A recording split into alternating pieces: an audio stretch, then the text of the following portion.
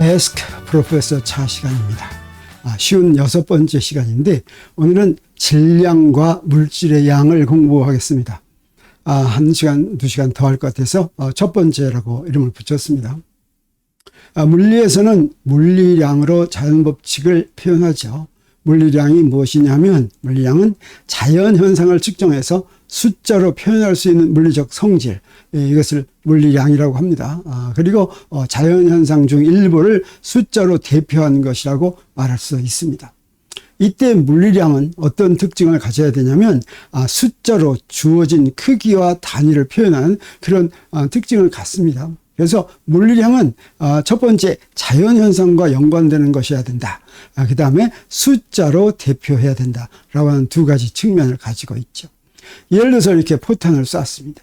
이 포탄의 움직임은 무엇에 의해서 기술되냐면 이 포탄의 움직임을 설명하는 기본 법칙이 무엇이냐면 우리가 잘 아는 F는 ma죠.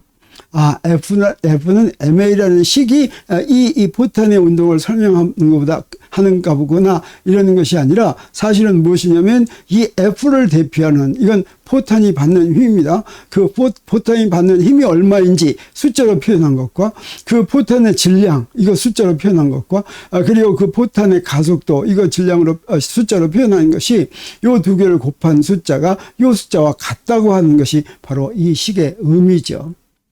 그랬을 때 그런 물리량은 어떤 것들이 있는지 이런 걸 보기 위해서 물리량을 기본 물리량과 유도 물리량으로 이제 정의를 해놨습니다.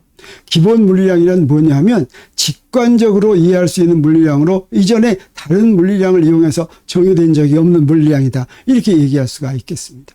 이 기본 물리량은 우리 사람들이 모여서 7가지로 정했습니다.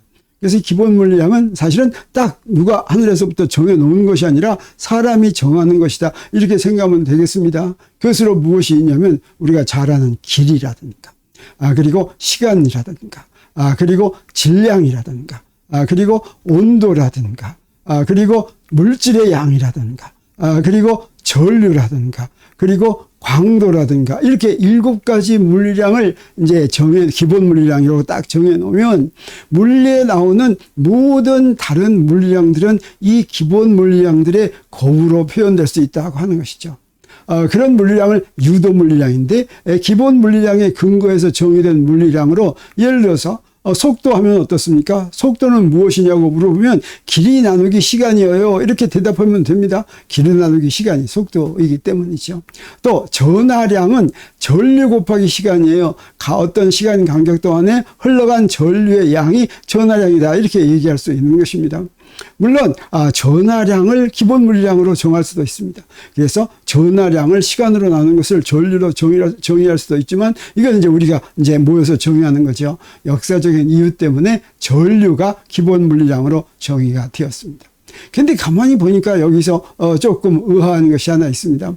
여기 우리 질량이라고 있죠. 그리고 물질의 양이라고 또 있습니다. 그러면 질량이 바로 무슨 얘기입니까? 질량이 바로 물질의 양을 의미하는 것 아니었습니까?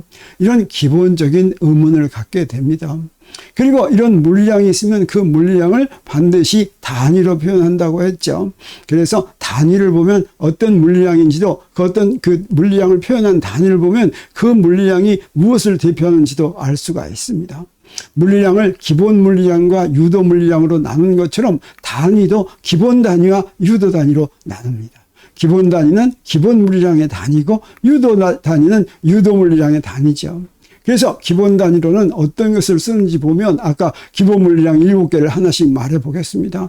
길이는 단위를 무엇으로 쓰냐면 미터로 씁니다. 그리고 그 단위를 미터, m이라는 기호로 표시하죠. 질량은 단위가 킬로그램입니다. 그래서 이렇게 표시하고 시간은 단위가 초입니다. 그리고 전류는 단위가 암페어죠. 그리고 온도는 단위가 켈빈입니다. 그리고 광도는 단위가 칸델라고 물질의 양은 단위가 이제 몰입니다. 물론 길이의 단위로 다른 것들도 많이 있고 질량의 단위도 다른 것들로 많이 있죠. 그런데 국제적으로 표준을 정했습니다. 국제적으로 이 단위를 위주로 해서 이제 이용을 하자라고 부르는 것을 뭐라고 그러냐면 SI 단계 이렇게 부릅니다. 국제 표준 단위계다 이렇게 얘기할 수 있죠. 그런데 이 단위를 보니까 질량의 단위로는 킬로그램을 쓰고 물질의 양의 단위는 뭘로 쓰고 있죠? 두 개가 같은 것 같기도 한데 전혀 다른 단위를 쓰고 있는 것이 우리가 조금 이해가 안 됩니다. 그래서 이 부분을 우리 제대로 이해하고 이 의문을 해결하기 위해서 이 한두 시간 질량과 물질의 양에 대한 강의를 준비했습니다. 그러면 이런 물리량들은 이제 그 물리량이 무엇인지를 정의를 하는데 그 물리량을 정의할 때는 어때야 되냐면 반드시 두 가지 요소를 포함하고 있어야 됩니다. 첫 번째 요소는 바로 뭐냐면 그 물리량이 대표하는 현상이 무엇인지 우리 길이라고 하면 길이는 바로 무엇인지를 이제 설명하는 것이죠. 그리고 그 물리량을 대표하는 숫자를 정하는 방법이 확실하게 되어 있어야지 됩니다. 그래야지 물리량이 제대로 정의되는 것이죠. 여기서 더 중요한 건 바로 뭐냐면 숫자를 정하는 방법이 되겠습니다. 어떤 물리량이 있으면 그 물리량을 숫자로 어떻게 대표하는지 하는 방법이 정해져 있어야 되겠습니다. 그러면 질량이라고 하는 물리량을 한번 물질의 양이라고 정의를 한다고 해보겠습니다. 그래서 그 질량이란 그 물체가 포함된 물질의 양이다라고 얘기했을 때 그러면 어떤 물체가 가지고 있는 물질의 양을 어떻게 합니까? 그 물질의 양을 숫자로 대표하려면 어떻게 합니까? 라고 물어보면 적당한 그 물질의 양이라고 하는 게 도대체 무엇인지가 사실은 확실하지가 않습니다. 그래서 그게 좀 의아한 이런 생각이 됩니다. 그래서 질량을 물질의 양이라고 정의하는 것은 뭔가 적절하지 못한 것처럼 보입니다. 그러면 질량이라고 하는 것을 물리량으로 사용한 사람이 누구인가? 가장 최초에 사용한 사람이 바로 누구냐면 뉴턴입니다. 뉴턴의 프린키피아가 오늘날의 물리학을 시작했다 이렇게 얘기하죠. 그리고 뉴턴의 프린키피아는 이제 무엇으로 구성이 되어 있냐면 가장 중요한 것이 뉴턴의 운동법칙과 뉴턴의 만유인력 법칙입니다. 거기서 뉴턴이 바로 질량을 이용을 했습니다. 1687년에 출판된 프린키피아에서 뉴턴이 최초로 질량 매스를 이용해서 운동법칙과 만유인력 법칙을 표현했죠. 뉴턴의 운동법칙은 우리가 잘 아는 F는 ma죠. 여기에 질량, 매스, m이 여기에 포함되어 있습니다. 그리고 뉴턴의 만유인력 법칙은 우리가 잘 아는 F는 G, R 제곱분의 M 프라임 이렇게 됩니다. 그래서 여기서 뉴턴의 운동법칙에서 질량은 어떤 의미를 갖고 있냐면 바로 질량 매스의 역할이 이 질량 M의 여기서의 역할과 여기에서 역할이 다른데 여기에서 역할은 바로 뭐냐면 물체가 지닌 관성의 정도입니다. 그 얘기는 뭐냐면 물체에다가 힘을 작용했을 때 M이 크면 어떻게 됩니까? 가속도가 작아지죠. M이 작으면 어떻게 됩니까? 가속도가 커지죠. 가속도는 속도가 변하는 비율입니다. 속도가 변하는 비율이 작다는 것은 관성이 크다. 관성이라고 하는 것은 자기 속도를 그대로 유지하려는 성질입니다. 자기 속도를 그대로 유지하려는 성질이 크면 같은 힘이 작용할 때 가속도가 작게 되겠죠. 관성이 작으면 같은 힘이 작용할 때 가속도가 크게 되겠습니다. 그래서 F는 ma라는 식으로부터 m이 바로 물체가 가지고 있는 관성의 족도를 나타내는구나 하는 걸 알게 됩니다. 그러면 뉴턴의 만유인력 법칙에서의 질량 m은 어떤 역할을 하고 있느냐? 여기는 물체의 관성, 자기가 자기 속도를 유지하려는 성질과는 전혀 다른 그런 역할을 하고 있습니다. 그래서 만유인력 법칙에서 매스 m의 역할은 바로 이 만유인력의 크기를 결정하는데 만유인력은 바로 무엇입니까? 물체와 물체가 접촉하지 않는데도 서로 잡아다니는 거죠. 이렇게 서로 잡아다니려면 물체 속에 그 잡아다니는 이유가 들어있어야 되겠습니다. 그 이유를 바로 질량이라고 하는 것입니다. 그래서 물체가 지닌 물체 사이에 만유인력이 작용하는 성질이 바로 뉴턴의 만유인력 법칙에서 매스 m의 역할이라고 할 수가 있죠. 그런데 똑같은 매스라고 하는 것이 뉴턴의 운동 법칙에서 관성의 정도의 역할을 하고, 그다음에 뉴턴의 만일력 법칙에서는 만일력 법칙이 작용하는 성질의 역할을 하는 거, 이게 조금 이해할 수가 없죠. 그래서 뉴턴은 왜 전혀 다른 물체의 두 성질을 같은 질량으로 표현했을까 하는 의문이 듭니다. 이 의문을 해소하려면 어떻게 해야 되겠습니까? 프린키피아로 가봐야 되겠습니다. 근데 프린키피아로 가면, 프린키피아의 책을 펼치면 멀리 갈 거 없이 맨 앞에 첫 문장에서 바로 질량에 대한 게 나옵니다. 프린키피아의 맨 앞이 definitions, 그래서 정의들을 모아놓은 챕터로부터 시작합니다. 그 definitions의 첫 번째 definition이 바로 무엇에 대한 definition이냐면 quantity of matter에 대한 definition입니다. 그래서 quantity of matter는 물질의 양은 무엇이냐면 quantity of matter is a measure of matter that arises from its density and volume jointly. 이 말은 무엇이냐면 물체가 가지고 있는 물질의 양은 그 물체의 밀도와 부피를 곱해서 얻는 것인데, 그것은 그 물체에 포함된 물질이 얼마나 많은지를 알려주는 척도이다. 그래서 물질의 양이 무엇인지를 이제 정의했습니다.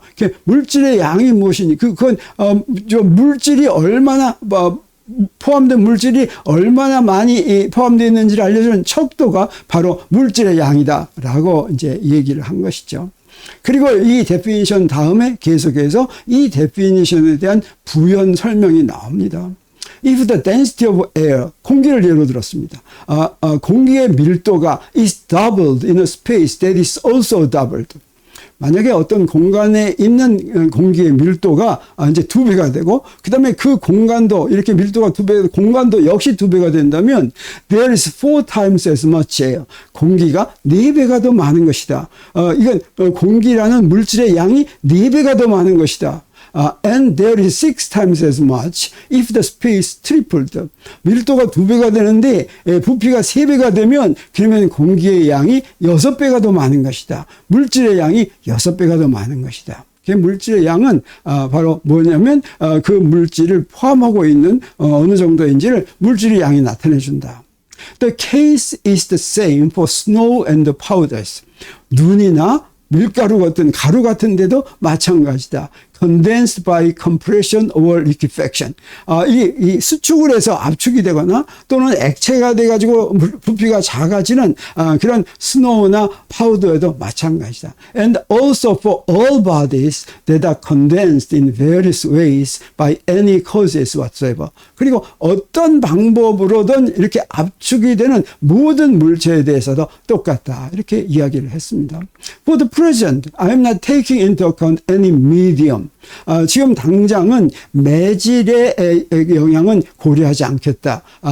If there should be any, 그 매질의 영향이 만약 있다고 하더라도 그건 고려하지 않겠다. 어떤 매질이냐면 freely pervading the interstices between the parts of bodies. 물체의 부분들 사이의 틈에 끼어들어가 있는, 자유롭게 끼어들어가 있는 매질에 대해서는 여기서는 생각하지 않겠다. 그 물질의 양을 하는데 그 매질 때문에 물질의 양이 어떻게 된다고는 우리 고려하지 않겠다. 이 얘기가 되겠죠. Furthermore, I mean this quantity whenever I use the term body or mass in the following pages.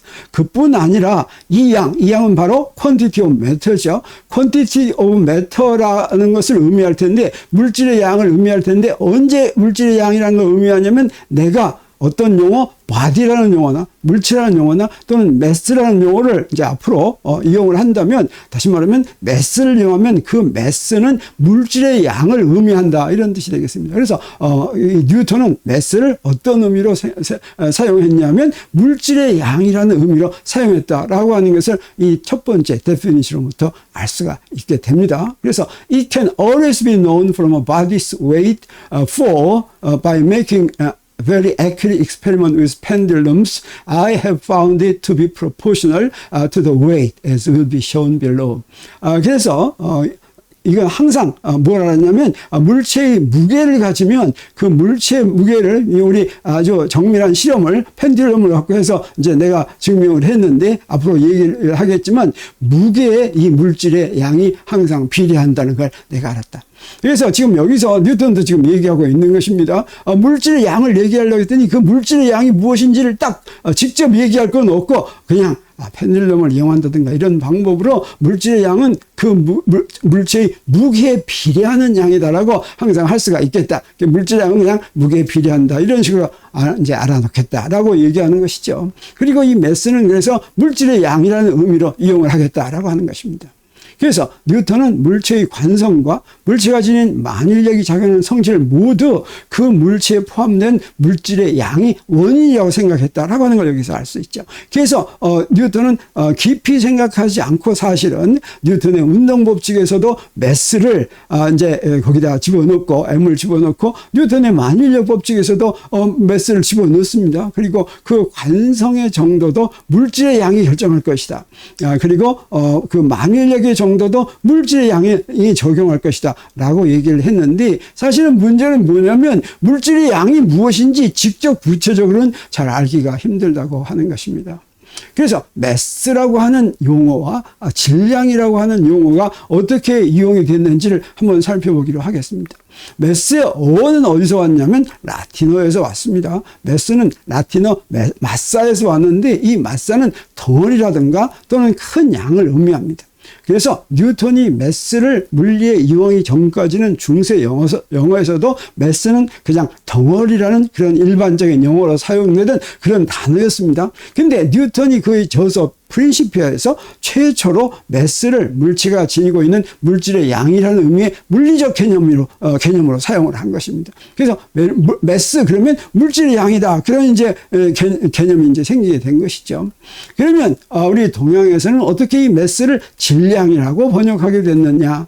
사실은 옛날에는 질량이라는 단어가 우리 동양에는 없었습니다. 그런데 일본이 19세기 후반에 서양 과학을 받아들이면서 이제 과학 서적을 번역하고 그 시기에 이제 과학의 용어들을 많이 일본어로 번역을 했습니다. 이때 이제 한문 용어로 번역을 한 것이죠. 그래서 일본에서 번역한 이 한문 용어들이 일본에서 이용된 것이 그대로 우리 한국에서도 이용이 됐고 그 다음에 뒤이어서 중국에서도 이용이 됐는데 그중 하나가 바로 매스에 해당하는 질량이었습니다.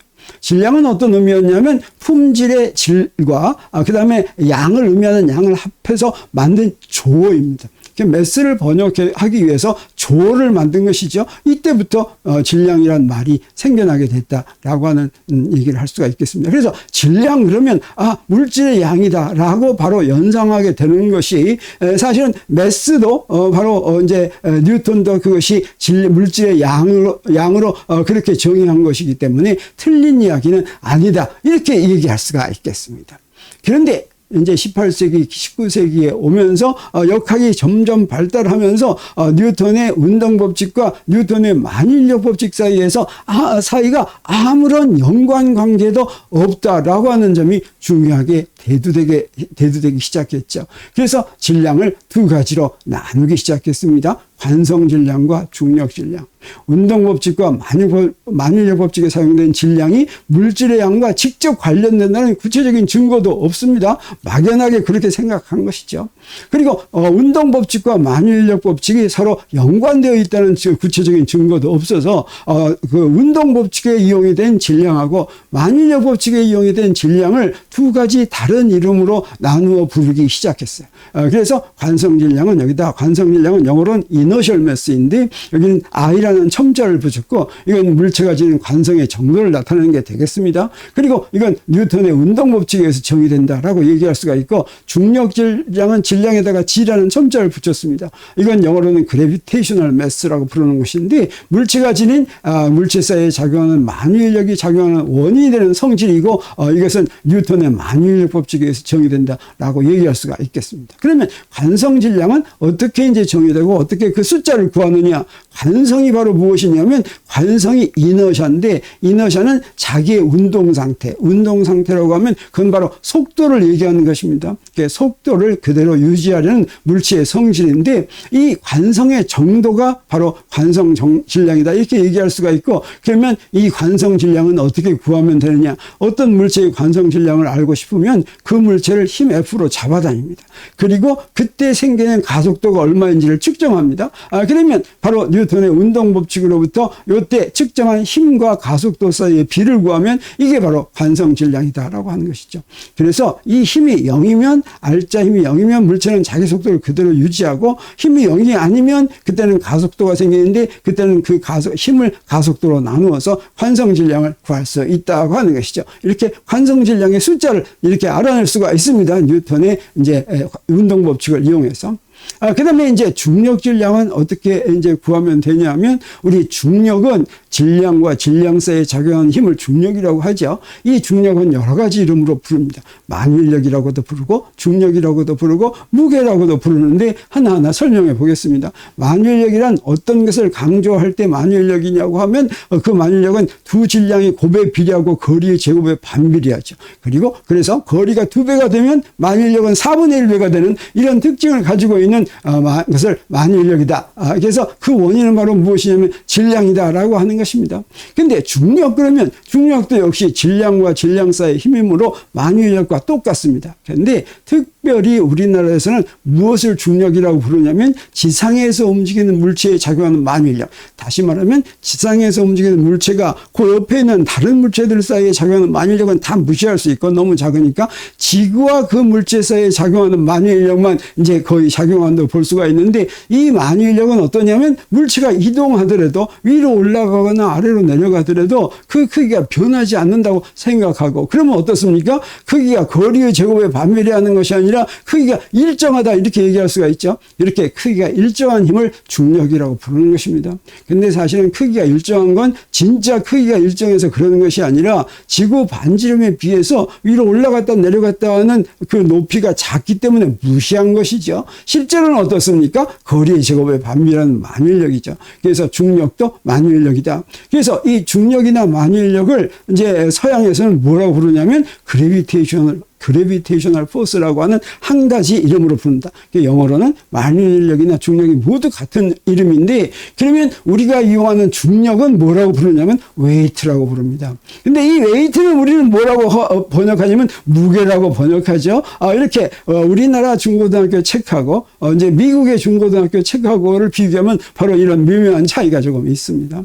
자, 이랬을 때 우리 중력 질량은 어떻게 정의가 되냐면 바로 만일력이나 중력 그래비테이셔널 포스의 원인이 되는 성질을 이걸 갖다가 이제 중력 질량이라고 하는데 세상의 모든 물체가 서로 잡아당기는 힘이 만일력 그래비테이셔널 포스죠. 이 만일력의 원인이 되는 성질을 중력 질량이라고 하는데 그건 어떻게 측정하는 그 숫자를 어떻게 구하는 것이 바로 중력 질량이냐면 이렇게 저울 위에 얹어서 얻는 것이 바로 중력 질량이라고 하겠습니다. 저울 위에 얹으면 어떻게 됩니까? 요거 사이에 작용한 저 저울의 눈금은 무엇이 결정하냐면 지구가 잡아다니는 힘이 결정합니다. 지구에 잡아다니는 힘은 어떻습니까? 여기 M 프라임 할 때 M에는 지구의 질량을 그 다음에 라지 M에는 지구의 질량을 그 다음에 요 mg에는 물체의 질량을 집어넣으면 되죠. r은 이제 지구의 반지름입니다. 그러면 요 r 제곱분의 gm 요게 바로 뭐가 되냐면 이제 중력 가속도가 돼서 이렇게 쓸 수가 있는데 그래서 mg는 저울에 나오는 무게를 중력 가속도로 나눈 거 이게 바로 이제 중력 질량이다 이렇게 얘기할 수 있고 중력 가속도는 저기다가 여기 만일력 상수하고 지구 질량하고 그다음에 지구 반지름을 대입하면 9.81 m/s 제곱이 나오는 걸 우리가 알 수가 있습니다. 그래서 지구가 물체를 잡아다니는 중력을 측정하면 물체의 중력 질량을 구할 수 있다고 하는 것이죠. 이렇게 중력 질량과 그 관성 질량 두 개로 나누었고 이렇게 두 개로 나눈 이유는 바로 무엇입니까? 관성 질량을 알게 된 운동 법칙과 중력 질량을 계산하는 만일력 법칙이 아무런 관계도 없다고 하는 것이죠. 이게 바로 뉴턴 역학에서 풀리지 않는 첫 번째 퍼즐이 됩니다. 관성 질량은 무엇으로 정의했어요? 뉴턴의 운동 법칙으로 정의했습니다. 중력 질량은 무엇으로 정의했어요? 만일력 법칙으로 정의했습니다. 그런데 언제든지 측정해 볼 때마다 같은 물체의 중력 질량과 관성 질량이 같다고 나옵니다. 그 같다고 나오는 것을 강조하는 첫 번째 중요한 실험이 바로 갈릴레이의 피사의 사탑 실험이라고 할 수가 있고, 이 문제를 확인하게 된 나중에 근대 현대의 많은 학자들이 과연 관성질량이나 중력질량이 어느 정도로 똑같은지를 바로 피사의 사탑 실험과 비슷한 실험을 통해서 하려고 합니다. 그래가지고 어떻게까지 했냐면, 우리 최근까지 해가지고 소수점이야 15짜리 또는 킬로그램으로 했을 때 뭐 소수점이야 17짜리까지도 관성질량과 중력질량은 똑같다라고 하는 것을 실험으로 확인한 것이죠. 그래서 운동법칙과 만유력 법칙 사이에 아무런 관계도 없는데 왜 관성질량과 중력질량이 같을까라고 하는 것이 뉴턴 역학에서 풀리지 않은 첫 번째 퍼즐이었습니다.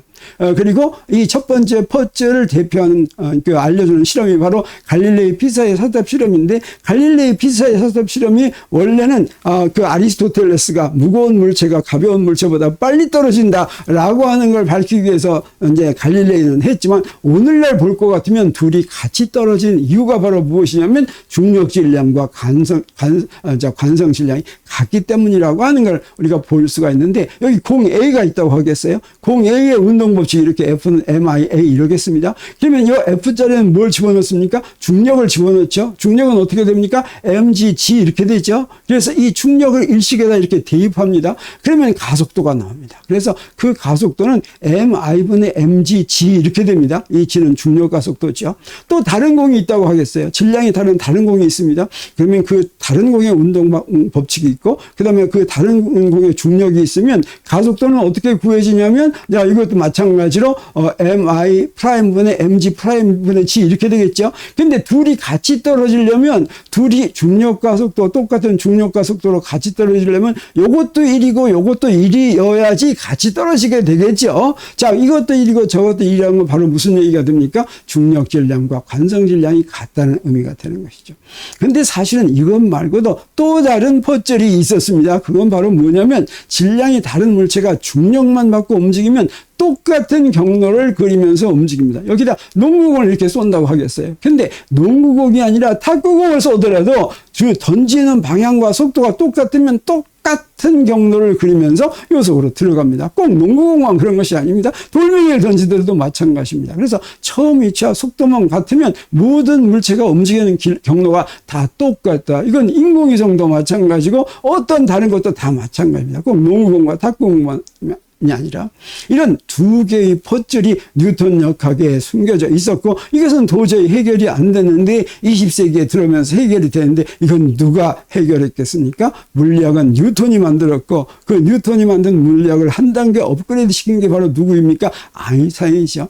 아인슈타인의 일반 상대성 이론에 의해서 두 퍼즐이 같이 해결됩니다. 첫 번째 퍼즐은 유명한 일반 상대성 이론의 동등 원리가 해결합니다. 우주 한복판에 아무런 힘도 없는 한복판에 거기에 우주선이 이렇게 서 있다고 한다면, 그러면 거기서 돌멩이 이렇게 놨을 때 그 돌멩이가 어떻게 되겠습니까? 그 우주선이 그 자리에 가만히 있겠죠.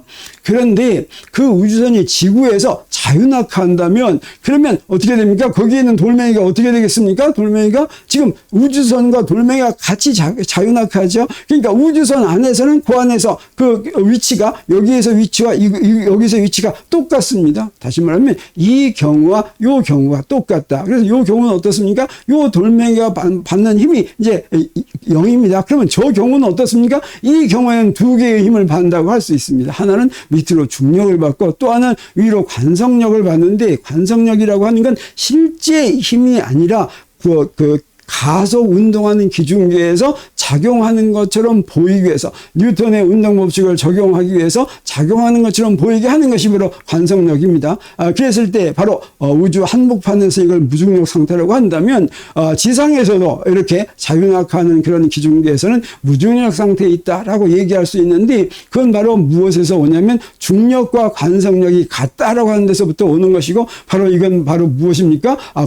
중력 질량이 원인이 된 중력을 대표하는 것이고, 이건 바로 관성력은 중력은 관성 질량이 원인이 된 관성력을 대표하는 것인데 이게 두 개가 같으려면요, G가 똑같으니까 그러면 어떻습니까? 중력 질량과 관성력이 같다라고 하는 걸 바로 여기서부터 알게 되는 거죠. 그래서 일반 상대성 이론의 동등 원리가 바로 중력 질량과 관성 질량이 같아야지만 되는 이유를 설명해 주게 되는 것입니다. 그리고 일반 상대성 이론에서는 아인슈타인의 장방 정식이라고 있는데 이게 바로 무엇입니까? 질량의 역할이 사실은 둘 사이에 만유인력을 작용하게 하는 원인이 아니라 주위의 시공간을 휘게 하는 원인이다라고 해서 질량이 있으면 그 중에 시공간이 이렇게 휜다고 하는 것입니다. 그리고 물체는 어떻습니까? 이렇게 휘어진 시공간에서 가장 최단 거리를 통해서 움직인다고 하는 것이고 바로 이렇게 휘어진 시공간에서 최단 거리를 움직인다라고 하는 것을 그 거시적인 환경으로 근사적으로 볼 것 같으면 그게 바로 무엇이 되면 뉴턴의 운동 방정식이 되는 것이죠. 그래서 그래비티 중력은 is the curved geometry를 얘기한다. 그래비티라고 하는 것이 두 질량세에 작용하는 상호작용 힘이 아니라 커브드 지오메트리다라고 하는 것이 일반 상대성 이론의 아인슈타인의 장방정식 얘기해 주는 결과인데, 그러니까 어떻습니까? 공간이 이렇게 휘어져 있다면 거기에 가장 최단 거리를 가는 것은 질량이 서로 다른 물체가 가더라도 어땠습니까? 똑같은 경로를 따라 가겠죠. 그래서 근본적으로 질량이 다른 물체가 모두 똑같은 경로를 따라 운동하는 문제가 여기서 바로 기본적으로 해결됐다라고 얘기할 수가 있습니다. 그래서 다시 물질의 양 문제로 이제 돌아가게 되겠습니다. 일반 상대성 이론에 의해서 중력 질량하고 관성 질량에 대한 의문이 해소된 다음에 오늘날 지금은 21세기죠. 지금은 이제 더 이상 중력 질량이나 관성 질량으로 구분해서 부르지 않습니다. 19세기에서부터 20세기 초까지는 질량이 이건 관성 질량, 중력 질량 이렇게 구분을 했었는데 지금은 이제 구분할 필요가 없어진 것이죠. 그리고 이제 질량이라고 하는 것은 물체가 지닌 관성의 정도를 나타내고 이 질량의 단위는 우리가 킬로그램으로 쓰는데 킬로그램을 물질의 양을 나타내는 단위로는 적당하지 않다고 하는 걸 금방 알게 됩니다. 그런데 19세기가 들어서 이제 우리 어떤 이론이 또 나오냐면 기체의 분자 운동 이론이 나옵니다. 그리고 화학 반응에서 화학 반응식이 나오게 되는데 이때는 물질의 양을 반드시 거기에 이제 다루어야 되는 그런 문제가 나오고 물질의 양에 대한 단위가 이제 필요하게 되는데 그때 사용하는 단위가 몰입니다. 그래서 우리 다음 시간에 바로 물질의 양을 나타내는 단위인 몰이 이제 무엇인지, 그리고 이것이 질량과는 어떤 관계가 있는지 하는 것을 공부하기로 하겠습니다. 오늘 강의는 여기서 모두 마칩니다.